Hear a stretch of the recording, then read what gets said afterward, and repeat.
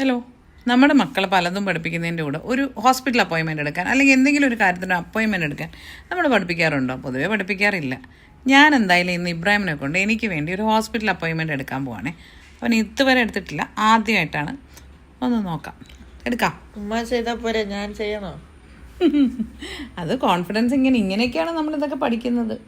ഞാനും ഇങ്ങനെയൊക്കെയാണ് പഠിച്ചത്. എൻ്റെ ഉമ്മയ്ക്ക് വേണ്ടിയോ അല്ലെങ്കിൽ പപ്പയ്ക്ക് വേണ്ടിയോ ഒക്കെ ഇങ്ങനെ എടുത്താണ് പഠിച്ചത്. ഇപ്പോൾ ഒരു അത്യാവശ്യം ഉണ്ടായി, എനിക്കൊപെട്ടെന്ന് വയ്യാതെ വന്ന് എനിക്കൊരു അപ്പോയിൻമെൻറ്റ് എടുക്കണേ ഇബ്രാഹിം തന്നെ ചെയ്യണ്ടേ? പാപ്പ ഇല്ലെങ്കിൽ അപ്പോൾ അതുകൊണ്ടൊന്ന് എടുത്തേ, ഒന്ന് നോക്കാം, നമുക്ക് ഫോണെടുക്കാം ആദ്യം. എന്നിട്ട് ഞാൻ പോകുന്ന ഹോസ്പിറ്റലിൻ്റെ പേരറിയാമല്ലോ, അതെടുക്കാം.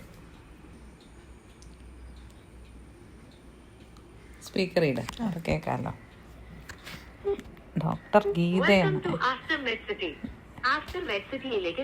ഞാൻ ഡോക്ടർ ഗീതയാണ് കാണുന്ന ഫിസിഷ്യൻ.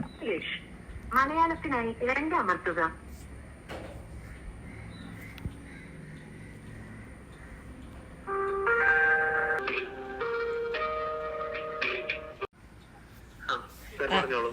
എനിക്കൊരു അപ്പോയിന്റ്മെന്റ് എടുക്കണമായിരുന്നു.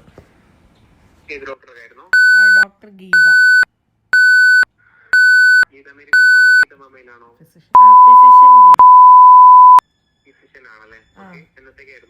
നാളത്തേക്ക്.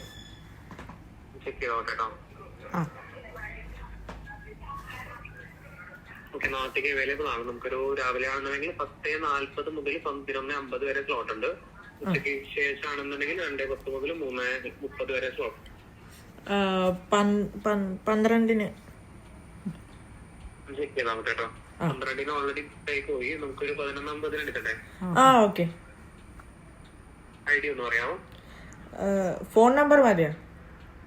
ഓക്കെ, ഫോൺ നമ്പർ പറഞ്ഞാൽ മതി. ഒന്ന് പറയാമോ? 90 നമ്പർ പറഞ്ഞോളൂ. 94. പേഷ്യന്റിന്റെ പേരെന്തായിരുന്നു? സമീറ. സമീറ ബീസ് ആണോ? അതെ. ഓക്കെ, അപ്പൊ കിട്ടിട്ടോ. അപ്പോമിന് കൺഫേം ആണ്. അപ്പോമിന്റെ ടൈം വരുന്നത് 11:50 ഒരു 20 മിനിറ്റ് മുന്നേ ഒപ്പിലിട്ട് റിപ്പോർട്ട് ചെയ്യാൻ ശ്രമിക്കണം. 10 മിനിറ്റ്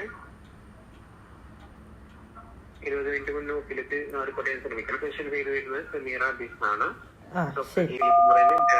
ഡോക്ടറിനാണ്. ഓഗസ്റ്റ് 21-ാം തീയതി വ്യാഴാഴ്ചത്തേക്ക് കേട്ടോ. Okay, thank you. Very good. ഇത്രയേ ഉള്ളു.